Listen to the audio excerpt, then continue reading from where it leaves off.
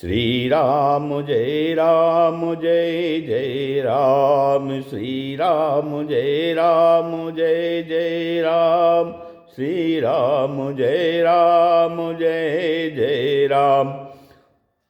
ओम श्री गणेशाय नमः, ओम श्री गुरुवे नमः, ओम श्री सीतारामचंद्राभ्याम नमः, ओम उमा महेश्वराभ्याम नमः, ओम श्री एकादशमुखी दक्षिणेश्वराम सरकार श्री हनुमते नमः। शान्ताकारं भुजगशयनं पद्मनाभं सुरेशं विश्वाधारं गगनसदृशं मेघवर्णं शुभांगं लक्ष्मीकान्तं कमलनयनं योगिभिर्ध्यानगम्यं वन्दे विष्णुं भवभयहरं सर्वलोकैकनाथं।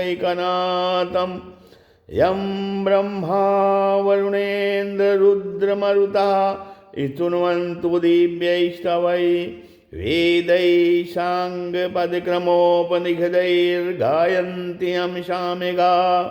ध्यानावस्थितद्गतेन मनसा पश्यन्ति यं योगिनो यशान्तं न विदुषुरासुरगणादेवाय तस्मै नमः। नीलाम्बुजश्यामलकोमलाङ्गं सीतासमारोपितवामभागं पाणौ महासायकचारुचापं नमामि रामं रघुवंशनाथं। लोकाभिरामं रणरङ्गधीरं राजीवनेत्रं रघुवंशनाथं। कारुण्यरूपं करुणाकरं तं श्रीरामचन्द्रं शरणं प्रपद्ये।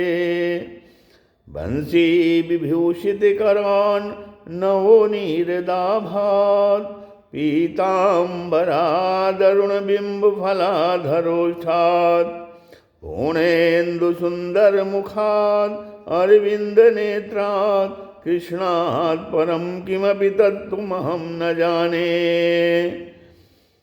भवानी शंकरो वन्दे श्रद्धाविश्वासरूपिणो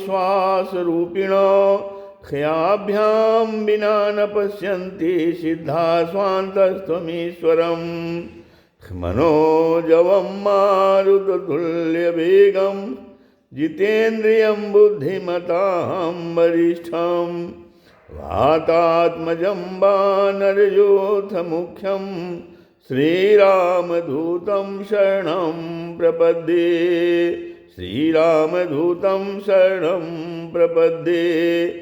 मूकं करोति वाचालं पंगुं लङ्घयते गिरिं यत्कृपातमहं वन्दे परमानन्दमाधवम्। गुरुर्ब्रह्मा गुरुर्विष्णु गुरुर्देवो महेश्वरः, गुरु साक्षात् परब्रह्म तस्मै श्री गुरुवे नमः। श्री राम जय जय राम, श्री राम जय जय राम, श्री राम जय जय राम। ओम। आज सत्संग के क्रम में श्रीमद् भगवद गीता के अध्याय 12 का 17वें श्लोक से व्याख्यान कथन श्रवण किया जा रहा है, जिसमें भगवान जो है सिद्ध भक्त के 5 लक्षण वाला जो है ये प्रकरण बता रहे हैं। सिद्ध भक्त के 5 और लक्षण क्या हैं? भगवान कहते हैं, यो न धृष्यति न द्वेष्टि न शोचति न कांक्षति शुभाशुभ परित्यागी भक्तमान्यः समे प्रियः।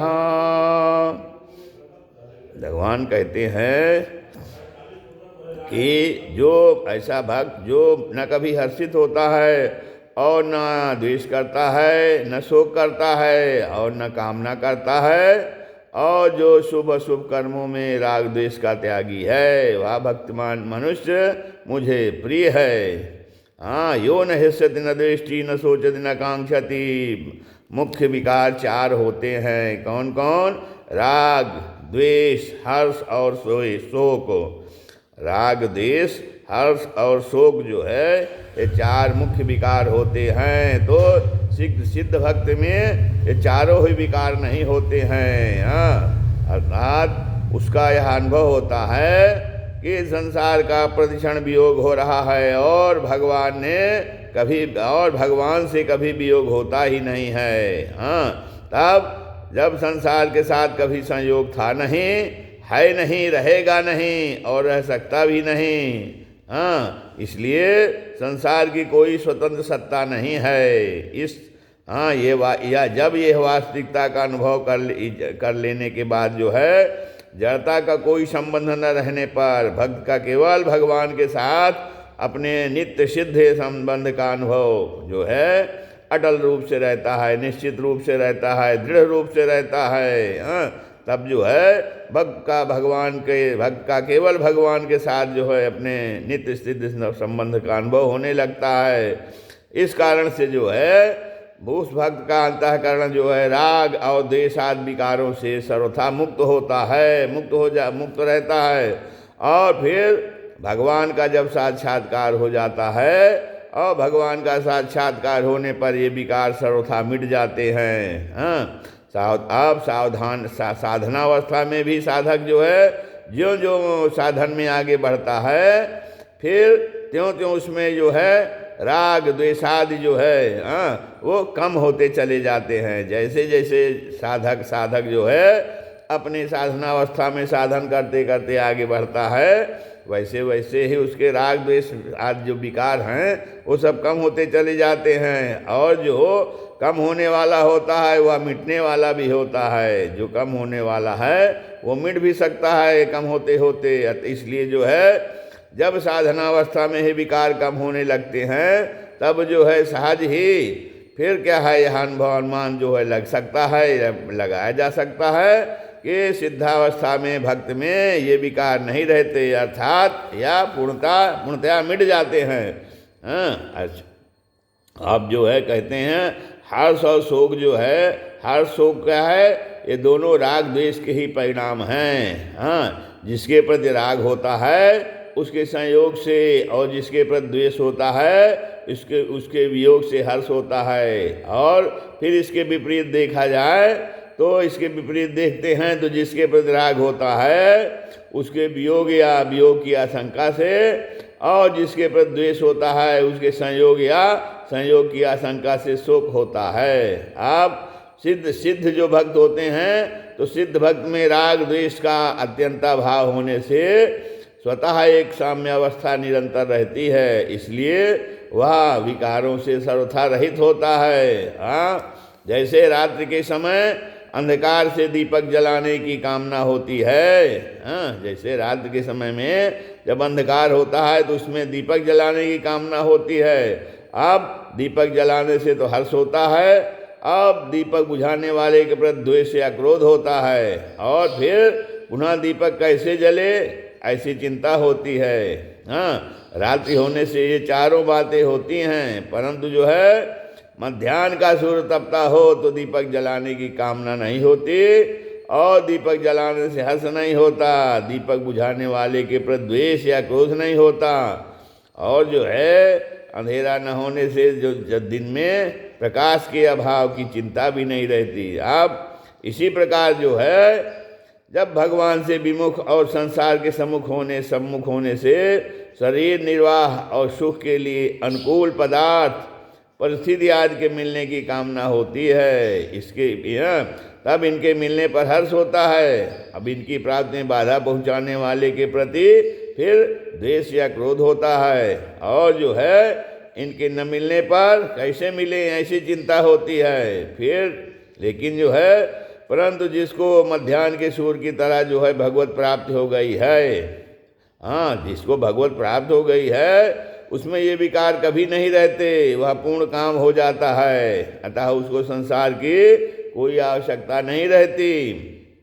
अब शुभाशुभ परित्यागी माने ममता आसक्ति और फल इच्छा से रहित होकर ही शुभ कर्म करने के कारण भक्त के कर्म अकर्म हो जाते हैं। ममता आसक्ति और फल की इच्छा से रहित होकर जब शुभ कर्म करने के कारण जो है भक्त के कर्म जो है अकर्म हो जाते हैं। इसलिए भक्त को शुभ कर्मों का भी त्यागी कहा गया है। राग द्वेष का सर्वथा भाव होने के कारण उससे जो है अशुभ कर्म होते ही नहीं। अब जब अशुभ कर्मों के होने में कामना, ममता, आसक्ति ही प्रधान कारण है, और अशुभ कर्मों के होने में कामना, ममता, आसक्ति प्रधान कारण है, और भक्त में इनका सर्वथा भाव होता है।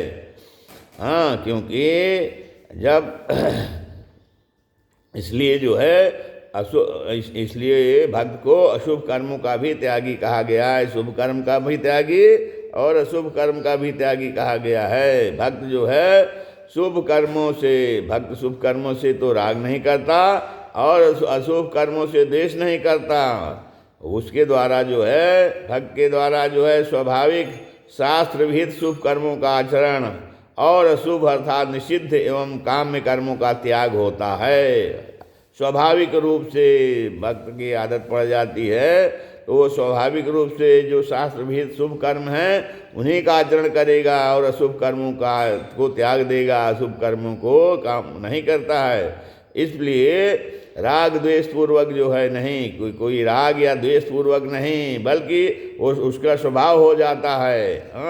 अब राग द्वेष का सर्वथा त्याग करने वाला ही जो है वो सच्चा त्यागी है। मनुष्य को कर्म नहीं बांधते, बल्कि प्रत्युत जो है कर्मों में राग द्वेष ही बांधते हैं। भक्त के संपूर्ण कर्म जो है वो राग द्वेष से रहित होते हैं, इसलिए वहाँ शुभाशुभ कर्मों का परित्यागी है। अब शुभाशुभ परित्यागी का अर्थ जो है शुभ अशुभ कर्मों के फल का त्यागी भी लिया जा सकता है।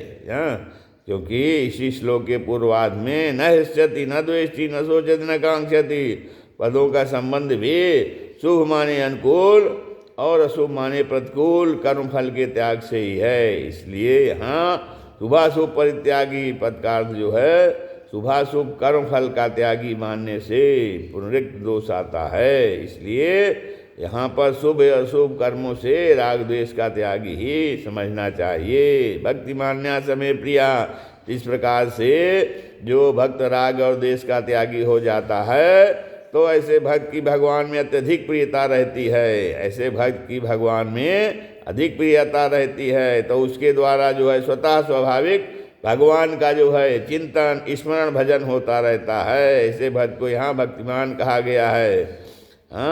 तो जो राग द्वेष से रहित हो जाता है भक्त, तो ऐसे भक्त का जो है स्वाभाविक जो है उसका भगवान का चिंतन अपने आप होता रहता है, उसका स्वभाव बन जाता है।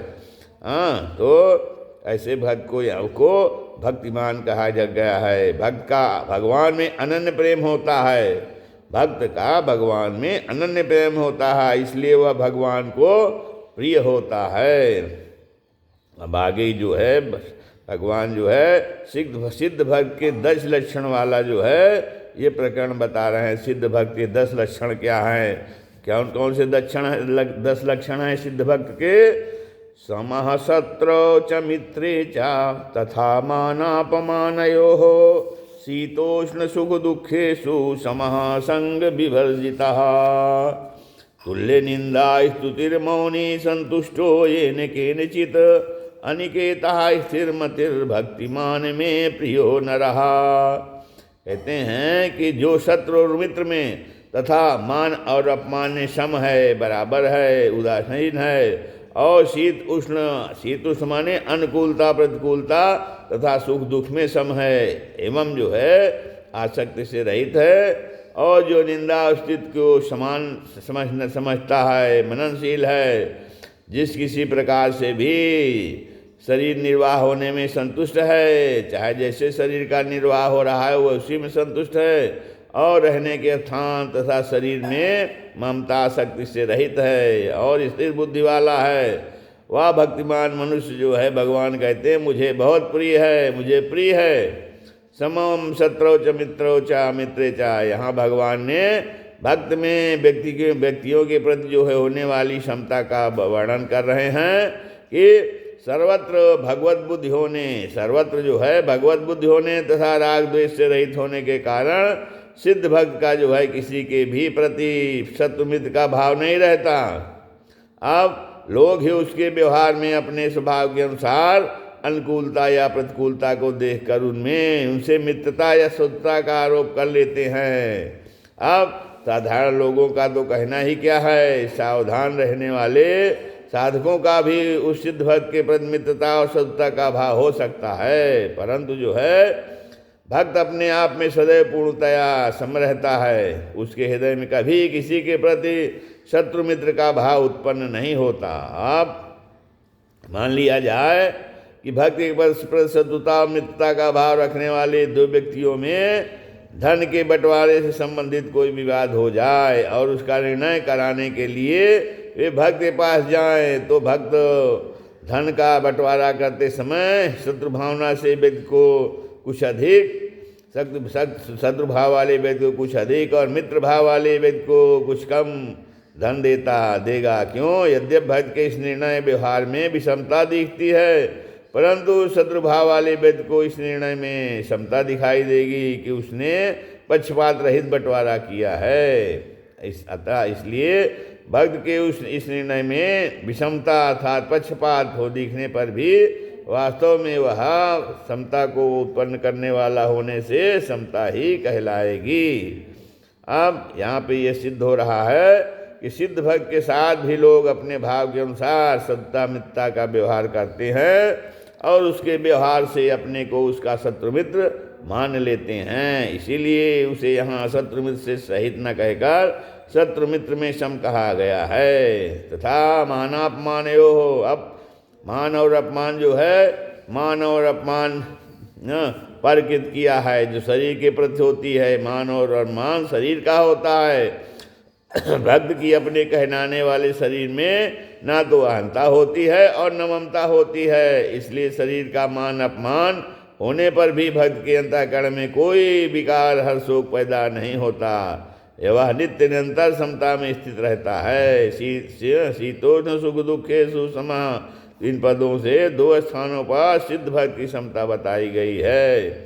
शीत उष्ण में समता अर्थात इंद्रियों का अपने आप विषयों से संयोग होने पर अंतःकरण में कोई विकार न होना, और दूसरा सुख दुख में समता अर्थात धनादि पदार्थों की प्राप्ति या अप्राप्ति होने पर अंतःकरण में कोई विकार न होना। अब शीतोष्ण शब्द का अर्थ सर्दी गर्मी होता है। सर्दी गर्मी त्वगिंद्री के विषय हैं, त्वचा के विषय हैं। अब भक्त केवल त्वगिंद्री के विषयों में ही सम रहता हो ऐसी बात नहीं है, वह तो समस्त इंद्रियों के विषय में सम रहता है। यहाँ शीतोष्ण शब्द समस्त इंद्रियों के विषयों के विषय का मार्गदर्शन करता है, वाचक है।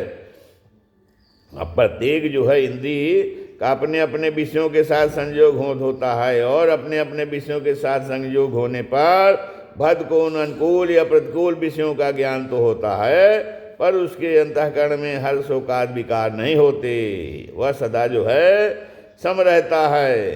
अब जो साधारण मनुष्य हैं तो साधारण मनुष्य धनादि अनुकूल पदार्थों की प्राप्ति में सुख तथा प्रतिकूल पदार्थों की प्राप्ति में दुख का अनुभव करते हैं, परंतु उन्हीं पदार्थों के प्राप्त होने अथवा न होने पर सिद्ध भक्त के अंतःकरण में कभी किंचित मात्र भी राग देश हर्षोकादि विकार नहीं होते हैं। यह प्रत्येक परिस्थिति में सम रहता है।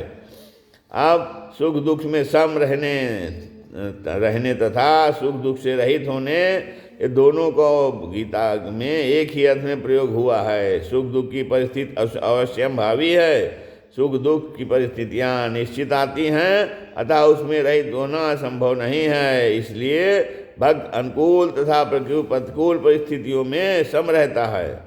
हाँ, जो है अनुकूल तथा प्रतिकूल परिस्थिति को लेकर अंतःकरण में जो हर्ष शोक होते हैं उनसे रहित हुआ जा सकता है। कैसे? इस दृष्टि से गीता में जहाँ सुख दुख में सम होने की बात आई है, वहाँ सुख दुख की परिस्थिति में सम समझना चाहिए, और जहाँ सुख दुख से रहित होने की बात आई है वहाँ अनुकूल तथा प्रतिकूल परिस्थिति के प्राप्त होने से हर शोक से रहित समझना चाहिए। हाँ, संग वर्जिता, संग शब्द का अर्थ जो है संबंध संयोग तथा आसक्ति दोनों ही होते हैं। संयोग तो मनुष्य के लिए यह संभव नहीं है कि वह स्वरूप से सब पदार्थों का संग अर्थात संबंध छोड़ सके, क्योंकि जब तक मनुष्य जीवित रहता है तब तक शरीर, मन, बुद्धि, इंद्रियां उसके साथ रहती ही हैं। हाँ, शरीर से भिन्न कुछ पदार्थों का त्याग स्वरूप से किया जा सकता है। जैसे किसी व्यक्ति ने स्वरूप से प्राणी पदार्थों का संग छोड़ दिया, पर उसके अंतःकरण में अगर उनके प्रति किंचित मात्र भी आसक्ति बनी हुई है, तो उन प्राणी पदार्थों से दूर होते हुए भी वास्तव में उसका उनसे संबंध बना हुआ है। दूसरी ओर अगर अंतःकरण में प्राणी पदार्थों की किंचित मात्र भी आसक्ति नहीं है, तो पास रहते हुए भी वास्तव में उनसे संबंध नहीं है। और अगर पदार्थों का स्वरूप से त्याग करने पर ही मुक्ति होती, तो पर मरने वाला हर एक व्यक्ति मुक्त हो जाता, क्योंकि उसने तो अपने शरीर का भी त्याग कर दिया। परंतु जो है ऐसी बात है नहीं। अंतःकरण में आसक्ति के रहते हुए शरीर का त्याग करने पर भी संसार का बंधन बना रहता है। इसलिए मनुष्य को सांसारिक आसक्ति ही बांधने वाली है, न कि सांसारिक प्राणी पदार्थों का स्वरूप से संबंध। अब जो आसक्ति है, उस आसक्ति को मिटाने के लिए पदार्थों का स्वरूप से त्याग करना भी एक साधन हो सकता है, किंतु खास जरूरत आसक्ति का सर्वथा त्याग करने की ही है। संसार के प्रति यदि किंचित मात्र भी आसक्ति है, तो उसका चिंतन अवश्य होगा। इस कारण वह आसक्ति साधक को क्रमशः जो है कामना, क्रोध, मूढ़ता आदि को प्राप्त कराती हुई उसे जो है पतन के गर्त में गिराने का कारण बन सकती है। अब भगवान ने दूसरे अध्याय के 59वें श्लोक में माम दृष्ट्वा निवर्तन्ते पदार्थों से भगवत प्राप्त के बाद आसक्ति की सर्वथा निवृत्ति की बात कही है। भगवत प्राप्त से पहले भी आसक्ति की निवृत्ति हो सकती है, पर जो है भगवत प्राप्त के बाद तो आसक्ति सर्वथा निवृत्त हो ही जाती है। अब भगवत प्राप्त महापुरुष में आसक्ति का सर्वथा भाव होता है, परंतु भगवत प्राप्त से पूर्व साधनावस्था में आसक्ति का सर्वथा भाव होता ही नहीं, ऐसा नियम नहीं है। अब साधनावस्था में भी आसक्ति का सर्वथा अभाव होकर साधक से को तत्काल भगवत प्राप्ति हो जाती है। अब आसक्ति न तो परमात्मा के अंश शुद्ध चेतन में रहती है और न जड़ प्रकृति में ही, या जड़ और चेतन के संबंध रूप में मैंपन की मान्यता में रहती है। वही है आसक्ति बुद्धि, मन, इंद्रियों और विषयों पदार्थों में प्रतीत होती है। अगर साधक के मैंपन की मान्यता में रहने वाली आसक्ति मिट जाए, तो दूसरी जगह प्रतीत होने वाली आसक्ति स्वतः मिट जाएगी। आसक्ति का कारण अविवेक है। अपने विवेक को पूर्णतया महत्व न देने से साधक में आसक्ति रहती है। भक्त में अविवेक नहीं रहता, इसलिए वह आसक्ति से सर्वथा रहित होता है। अब अपने अंशी भगवान से विमुख होकर भूल से संसार को अपना मान लेने से संसार में राग हो जाता है, और राग होने से संसार में आसक्ति हो जाती है। संसार से माना हुआ अपनापन सर्वथा मिट जाने से बुद्धि सम हो जाती है, और जो है बुद्धि के सम होने पर स्वयं आसक्ति रहित हो जाता है। अब जो है सबसे मार्मिक बात यहाँ क्या है, सबसे मार्मिक बात श्री राम जय जय राम, श्री राम।